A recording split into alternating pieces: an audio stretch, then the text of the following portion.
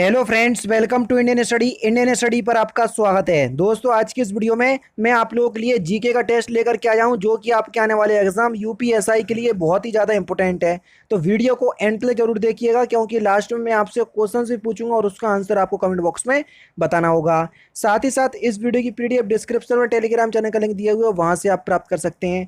Video start करने से पहले मैं आपको बता दूँ, दोस्तों, मैं डेली बेसिस पे अनअकैडमी पर 4 स्पेशल क्लास लेता हूँ। चारों ही स्पेशल क्लास की टाइमिंग आपके सामने आपको दिख रही होगी। पॉलिटी की क्लास होती है 9:30 बजे सुबह। हिंदी का क्रैश कोर्स होता है आपका सुबह 11 बजे। फिर रिवीजन क्लास होती है हिंदी की 1:15 दोपहर में। और हिंदी का मॉक टेस्ट होता है दोपहर के 2:30 बजे। ये सारी क्लास बिल्कुल इसी शेड्यूल में डेली बेसिस पे ऑर्गेनाइज करवाई जाती हैं। सारी क्लास का लिंक आपको डिस्क्रिप्शन मिल जाएगा, ठीक है। आपको क्लास अनलॉक करने के लिए इंडियन स्टडी जो कोड है वो अप्लाई करने पड़ेगा विदाउट स्पेस। फिर भी अगर आप दिए गए लिंक से हमारी क्लास तक नहीं पहुंच पा रहे हैं, तो मैं आपको पूरा ट्यूटोरियल बता दे रहा हूं किस तरीके से आपको मेरी क्लास तक पहुंचना है। आप लोगों को सबसे ज़्यादा दिक्कत हो रही है मेरी स्पेशल क्लास लेने पे, जो रोज़ सुबह 11 बजे चलती है। आप जैसे ही अनअकैडमी पर अपना अकाउंट बनाएंगे तो आपके सामने ये विंडो खुल करके आएगी। तो आपको UP triple S C search करना है। यूपी ट्रिपल एस सी या स्टेट पीसीएस में आपको ये यूपी ट्रिपल एस सी देखने को मिल जाएगा। तो हमने ये देखो, ये मिल गया यूपी ट्रिपल एस सी। तो हमने इसको सिलेक्ट किया। सिलेक्ट करने के बाद हमने हिंदी को जो है वो सिलेक्ट कर लिया। हमको हिंदी मीडियम से पढ़ना है। आगे की जो आपकी प्रोसेसिंग है वो यहाँ पर हो जाएगी और आपको यहाँ पर यूपी ट्रिपल एस सी लिख करके आ जाएगा। देखो, ये लिख करके आ गया यूपी ट्रिपल एस सी। अब UP triple S C category में आपको कुछ नहीं करना। आपको जाना है ये सर्च पे और यहाँ पर आपको मेरा नाम सर्च करना है। मेरा नाम है तारिक सरवर, TARIQ, तारिक सरवर, ये मेरा नाम है। तो देखो, मैं आपको वहां पर दिख जाऊंगा। ये दिख गया मैं, ठीक है। यहाँ पर जैसे ही आप करोगे तो आपके सामने इसको आप क्लिक करोगे तो मेरी सारी क्लासेस आपके सामने आ जाएंगी। जो आगामी क्लास होंगी वो भी आ जाएंगी। देखो, ये सारी क्लासेस आ गई। अभी हाल ही में क्लास लेकर के हटा हूँ 37 मिनट पहले। तो आपको मेरी क्लास देखना है, सपोज करो यही वाली क्लास देखना है, तो मैंने क्लिक किया। तो अब क्या करना पड़ेगा सर, आपको क्लास अनलॉक करना पड़ेगी। जैसे ही मैंने आपको क्लास में किया तो अनलॉक कोड आपको मांगा है। तो अनलॉक कोड है आपका इंडियन स्टडी, जो कि हमारे चैनल का नाम है इंडियन स्टडी। कहीं भी कोई भी स्पेस नहीं है ये है। और इसको हमने अनलॉक कर दिया। अब आपके सामने क्लास अनलॉक हो गई।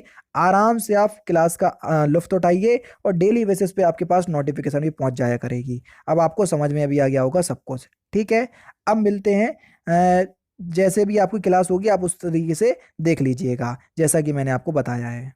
पहला क्वेश्चन, सत्यमेव जयते शब्द किस उपनिषद से लिया गया है? तो आप लोग जानते हैं कि सत्यमेव जयते जो शब्द है ये कहाँ से लिया गया है? तो ये लिया गया है आपका मुंडकोपनिषद से, यानी कि इस क्वेश्चन का दूसरा ऑप्शन आपका बिल्कुल करेक्ट हो जाएगा। चांदी का सिक्का टका किसने चलाया था? बहुत इंपॉर्टेंट क्वेश्चन है। चांदी का सिक्का टका किसने चलाया था? तो आपका सही आंसर हो जाएगा इल्तुतमिश ने। इल्तुतमिश ने दो सिक्के चलाए थे। चांदी का सिक्का चलाया था जिसको हम टका कहते हैं, और एक तांबे का भी चलाया था जिसको हम जीतल कहते हैं, ठीक है। और इल्तुतमिश के कार्यकाल में ही सिक्कों पर टकसाल के नाम अंकित करवाने की परंपरा को आरंभ किया गया था, ठीक है। नेक्स्ट क्वेश्चन, भारत आने वाला प्रथम यूरोपीय कौन थे? तो देखो, भारत आने वाले प्रथम यूरोपीय कौन थे? तो आपका जो सही आंसर हो जाएगा वह हो जाएगा पुर्तगाली। भारत आने वाले प्रथम यूरोपीय पुर्तगाली थे। यूरोपियों के आगमन का क्रम मैं आपको बता देता हूँ। पहले पुर्तगाली आए थे, फिर डच आए थे, फिर अंग्रेजी आए थे, और अंग्रेज आए थे, फिर आए थे आपके फ्रांसीसी। समझ गए? नेक्स्ट क्वेश्चंस के निम्नलिखित में से किस सिख ने अमृतसर की आधारशिला रखी? जल्दी बताइए, इंपॉर्टेंट क्वेश्चंस। किस सिख ने अमृतसर की आधारशिला रखी? तो आपका जो सही आंसर हो जाएगा वह क्या हो जाएगा? कौन से गुरु थे अमृतसर की आधारशिला रखने वाले? गुरु रामदास। दूसरा ऑप्शन आपका बिल्कुल करेक्ट हो जाएगा। गुरु रामदास जो है ये सिखों के चौथे गुरु थे। आपको क्रम भी पता होना चाहिए। अकबर ने गुरु रामदास को 500 बीघा जमीन दान दी थी। समझ रहे ना? कभी कभी यही पूछ लिया जाता है कि जो जमीन है वो किसने दी थी? अकबर ने दी थी, जो कि मुगल सल्तनत का था, ठीक है ना। इस भूमि को बीमी बहानी को अकबर द्वारा प्रदान की गई थी, ठीक है, जिस पर अमृतसर नगर की स्थापना की गई। नेक्स्ट क्वेश्चन से आपका कि भारत में गांधी का प्रथम सत्याग्रह कहाँ हुआ था? तो भारत में गांधी का प्रथम सत्याग्रह चंपारण में हुआ था। पहला ऑप्शन आपका बिल्कुल करेक्ट। कब हुआ था? 1917 में हुआ था। ये भी पता होना चाहिए, ठीक है। नेक्स्ट क्वेश्चंस की तरफ चलें। नेक्स्ट क्वेश्चन से आपका कि भारत की संविधान सभा की प्रारूपी समिति के अध्यक्ष कौन थे? तो प्रारूपी समिति के जो अध्यक्ष थे वह कौन थे?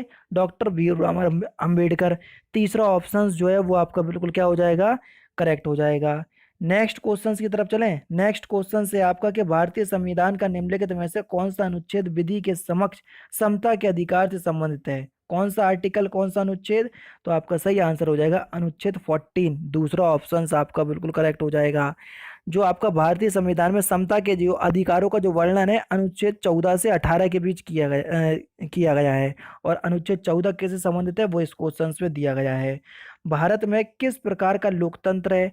तो आप सभी लोग जानते हैं हमारे देश में, हमारा देश जो भारत है उसमें किस प्रकार का लोकतंत्र है? तो आपका जो सही आंसर हो जाएगा वह हो जाएगा प्रतिनिधियों का। तीसरा ऑप्शन जो हो जाएगा वो आपका बिल्कुल करेक्ट हो जाएगा। ठीक है।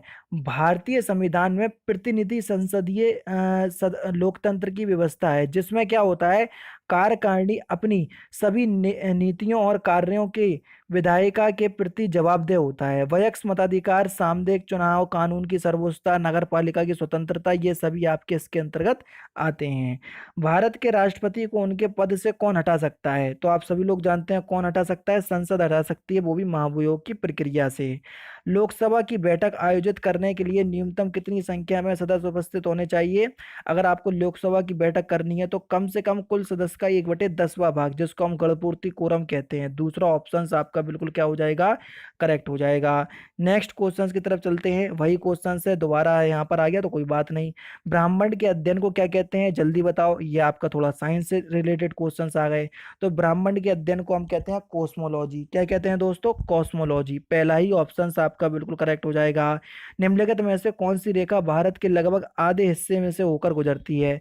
तो एक ही रेखा है जो भारत से होकर गुजरती है। कौन सी रेखा है? कर्क रेखा। कर्क रेखा से गुजरने वाले कितने राज्य हैं? कमेंट बॉक्स में बताना, और कौन कौन से हैं। भारत में कितने राज्य हैं? जल्दी बताओ। प्रेजेंट टाइम में भारत में कितने राज्य हैं?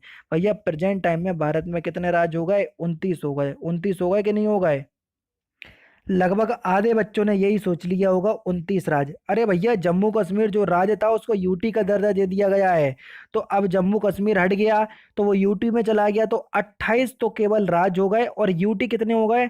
अब आप सोच रहे होगे कि 7 केंद्र शासित प्रदेश थे, लद्दाख और जम्मू कश्मीर अलग से 2 यूटी बन गए तो 9 हो गए होंगे। नहीं भैया, 9 राज्य केंद्र शासित राज्य नहीं है, 8 केंद्र शासित प्रदेश है, क्योंकि दमन व दीप और दादरा नगर हवेली को एक ही में मिला दिया गया है। ठीक है ना? तो इसलिए आपके 28 तो राज्य हो गए और 8 हो जाएंगे आपके केंद्र शासित प्रदेश। याद रहेगा। लगभग सभी बच्चों ने 29 ही लगाया होगा, मुझे पता है, समझ रहे, इसलिए मैंने ठेके से, मैंने खुद से ही पहले बताया कि 29 राज्य हैं। नहीं भैया, 28 राज्य है और 8 केंद्र शासित प्रदेश। ठीक है। भारत के किस राज्य में सर्वाधिक वर्षा होती है? तो आप सभी लोग जानते हैं सबसे ज्यादा वर्षा कहाँ होती है? मेघालय के मानसरोवर में। नेक्स्ट क्वेश्चन से आपका कि प्रधानमंत्री के द्वारा एक आधार आधारित मोबाइल पेमेंट ऐप भीम जारी किया गया है, इसका अर्थ क्या है? भीम का आपको फुल फॉर्म बताना है, मोस्टली आपसे ये पूछा गया है। तो क्या है भीम का full form? Bharat interface for money, यानी कि इस क्वेश्चन का तीसरा ऑप्शन आपका बिल्कुल करेक्ट हो जाएगा। भारत में कर्मचारियों हेतु महंगाई भत्ता तय करने का आधार किस पर डिपेंड करता है? आधार जो है वो क्या है? तो आपका जो सही आंसर हो जाएगा वह हो जाएगा उपभोक्ता मूल्य सूचकांक। भारतीय रिजर्व बैंक का राष्ट्रीयकरण यानी कि नेशनलाइजेशन कब हुआ? तो आप सभी लोग जानते हैं कि भारतीय रिजर्व बैंक का जो राष्ट्रीयकरण है ये 1949 में हुआ, जबकि 1935 में इसकी स्थापना हुई थी। तो दोनों ही क्वेश्चन से इंपॉर्टेंट है, पता होना चाहिए। भारत में प्रथम पंचवर्षीय योजना का प्रारंभ किस वर्ष हुआ था? तो सबसे पहले पंचवर्षीय योजना का जो आरंभ है वो किस वर्ष हुआ था? तो 1951 में हुआ था, यानी कि इस क्वेश्चन का चौथा ऑप्शन जो है वो आपका बिल्कुल क्या हो जाएगा? करेक्ट हो जाएगा। 1951 में भारत में प्रथम पंचवर्षीय योजना का जो है वो आरंभ किया गया था। नेक्स्ट क्वेश्चन की तरफ चलते हैं। आवाज की माप का मात्रक क्या है? आवाज की इकाई क्या है? साउंड की पूछा है। आवाज का मतलब साउंड से है, तो क्या है? डेसिबल। पहला ही ऑप्शन करेक्ट है। जब बर्फ पानी के ऊपर तैरती है तब इसका कितना हिस्सा पानी के बाहर रहता है? तो कितना हिस्सा रहता है? ये क्वेश्चन आपने बहुत देखा होगा। तो 1/10वां भाग जो है वो पानी के बाहर रहता है। अब 1/10 को आप डिवाइड कर दोगे तो कितना हो जाएगा? 0.1। तो देखो एग्जामिनर ने आपको घुमाने की कोशिश की, आप एग्जाम में बैठे होते तो ये क्वेश्चन छोड़ करके आते। तो तीसरा ऑप्शन करेक्ट। थोड़ा इस तरीके से भी ऑप्शंस दे सकता है एग्जामिनर, ध्यान रखना। प्रोटॉन का द्रव्यमान किसके द्रव्यमान के समान होता है? तो देखो प्रोटॉन का द्रव्यमान न्यूट्रॉन के द्रव्यमान के समान होता है? पहला ही ऑप्शन करेक्ट। कवकों के अध्ययन को क्या कह लेते हैं? जल्दी बताओ। लाइकेन के दो भाग होते हैं, कवक और शैवाल, तो कवकों के अध्ययन को क्या कहते हैं? तो देखो, कवकों के अध्ययन को कहते हैं माइकोलॉजी। क्या कहते हैं? माइकोलॉजी। और जो शैवाल होते हैं उनके अध्ययन को क्या कहते हैं? उनके अध्ययन को कहते हैं फाइकोलॉजी। तो दोनों ही ऑप्शंस आपको पता होना चाहिए। मानव शरीर में सबसे बड़ी ग्रंथि कौन सी है? तो देखो, सबसे बड़ी ग्रंथि की बात करें तो मानव शरीर की सबसे बड़ी ग्रंथि क्या है? यकृत। यकृत को इंग्लिश में बोलते हैं लीवर। तो पहला ही ऑप्शन करेक्ट हो जाएगा। नेक्स्ट क्वेश्चन से आपका कि निम्नलिखित में से किसकी कमी के कारण रक्त थक्का नहीं जमता? किसकी कमी के कारण रक्त का थक्का नहीं जमता? तो विटामिन के की कमी के कारण, यानी कि इस क्वेश्चन का दूसरा ऑप्शन आपका बिल्कुल करेक्ट हो जाएगा। क्लोरोफिल में क्या होता है? कौन सा पदार्थ जो है वो क्लोरोफिल में पाया जाता है? इंपॉर्टेंट क्वेश्चन है, जल्दी बताओ। तो कौन सा पदार्थ पाया जाता है? तो आपका सही आंसर हो जाएगा मैग्नीशियम। चौथा ऑप्शन करेक्ट। जावा को किस कंपनी ने विकसित किया? जावा जो है वो एक कंप्यूटर भाषा है, इसको किस कंपनी ने विकसित किया? सन कंपनी ने विकसित किया। यानी कि इस क्वेश्चन का कौन सा दूसरा ऑप्शन जो है वो आपका बिल्कुल क्या हो जाएगा दोस्तों?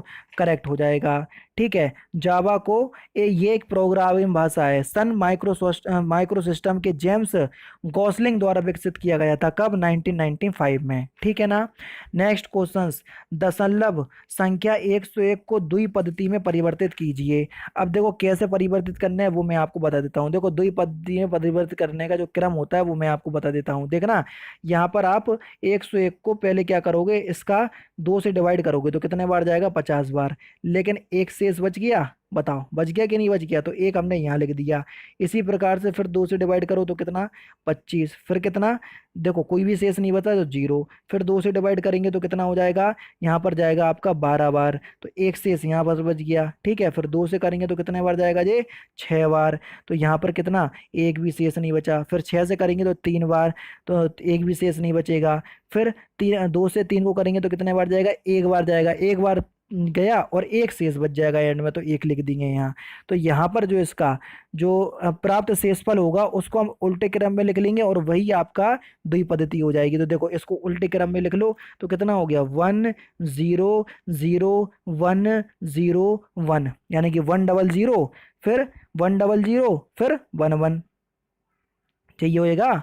तो आपका जो सही आंसर हो जाएगा वो क्या हो जाएगा? 100 101, यानी कि इस क्वेश्चन का पहला ऑप्शन जो हो जाएगा वो आपका बिल्कुल करेक्ट हो जाएगा। बताओ समझ में आया? इकोलॉजी शब्द की रचना किसने की? तो इकोलॉजी शब्द की जो रचना है वो किसने की? तो आपका सही आंसर हो जाएगा अर्नेस्ट हैकल ने। पहला ही ऑप्शन करेक्ट। निम्नलिखित में से किस राज्य में दंपा टाइगर रिजर्व स्थित है? Important question, Dampa. तो किस राज्य में? सही आंसर हो जाएगा मिजोरम। तीसरा ऑप्शन बिल्कुल करेक्ट। नेक्स्ट क्वेश्चन, निम्नलिखित में से भारत का पहला अंतर्राष्ट्रीय अभियान कौन सा था? तो कौन सा था?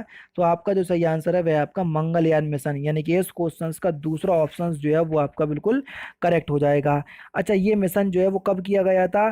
5 नवंबर 2013 को मंगलयान छोड़ा गया था और 24 सितंबर 2014 को ये मंगल पर पहुंच गया था। ठीक है। नेक्स्ट क्वेश्चन की तरफ चलें। निम्नलिखित में से कौन सी किताब मुंशी प्रेमचंद्र के द्वारा नहीं लिखी गई है?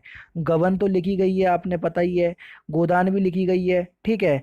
निर्मला और गाइड, अब इसमें से आपको पहचानना है तो कौन सी नहीं लिखी गई है? गाइड। तीसरा ऑप्शन जो है वो आपका बिल्कुल क्या हो जाएगा? करेक्ट हो जाएगा। ठीक है ना। देखो, गाइड जो है ये आर के नारायण की रचना है, ना कि मुंशी प्रेमचंद्र की। गबन, गोदान, निर्मला मुंशी प्रेमचंद्र के ये प्रमुख उपन्यास हैं। डांडिया किस क्षेत्र का लोक नृत्य है? तो डांडिया जो है ये गुजरात का प्रमुख लोक नृत्य है। दूसरा ऑप्शन करेक्ट। निम्नलिखित में से कौन सा एक नोबेल पुरस्कार विजेता विजेता भारतीय नाम का है? यानी कि भारतीय का नाम है। किसने नोबेल पुरस्कार जीता और वो भारतीय भी हैं? तो सिंपल सा क्वेश्चन है, सीवी रमन। चौथा ऑप्शन करेक्ट। नेक्स्ट क्वेश्चन के ओलंपिक पदक जीतने वाली पहली भारतीय महिला कौन थी या कौन है? तो आपका जो सही आंसर है वो हो जाएगा आपका कर्णम महेश्वरी। किस कैटेगरी में जीता था इनने? भार उत्तोलन में जीता था। ठीक है। तो नेक्स्ट क्वेश्चन की तरफ चलें। नेक्स्ट क्वेश्चन आपके सामने कि एक जिले में सामान्य प्रशासन का प्रमुख कौन होता है? तो एक जिले में सामान्य प्रशासन का जो प्रमुख है वो जिला अधिकारी होता है। सूचना का अधिकार, जिसको आप आरटीआई के नाम से जानते हैं, कब लागू किया गया? जल्दी बताओ। 72। सूचना का अधिकार। तो आपका जो सही आंसर हो जाएगा वह क्या हो जाएगा? 12 अक्टूबर 2005 को क्या किया गया था? लागू किया गया था। इस समय भारत के जो राष्ट्रपति थे वो अब्दुल कलाम थे। अन्वेषण के दौरान झूठ पकड़ने के लिए निम्नलिखित में से किसका प्रयोग किया जाता है? झूठ पकड़ने के लिए, तो झूठ पकड़ने के लिए देखो narco test, brain mapping test, polygraphy test, ये सभी टेस्ट होते हैं। चौथा ऑप्शन करेक्ट। लास्ट क्वेश्चन से है कि चरकुला प्रमुख लोक नृत्य जो है वो कहाँ का है? बुंदेलखंड क्षेत्र का, ब्रजभूमि क्षेत्र का, अवध क्षेत्र का? तो इस क्वेश्चन का आंसर आप मुझे कमेंट बॉक्स में बताएंगे कि चरकुला प्रमुख लोक नृत्य है जो वो किस क्षेत्र का है। तो दोस्तों ये था आपका जीके का टेस्ट जो कि मैंने आज की इस वीडियो में आपको कवर करवा दिया। तो दोस्तों फिलहाल की वीडियो में सिर्फ इतना ही। अगर आपको वीडियो पसंद आए तो प्लीज़ दोस्तों वीडियो को लाइक कीजिए, शेयर कीजिए और साथ ही साथ हमारे चैनल को सब्सक्राइब करना ना भूलें, क्योंकि मैं रोजाना इसी तरह की वीडियोस आप लोगों के लिए लाता रहता हूँ। नमस्कार दोस्तों, जय हिंद, जय भारत।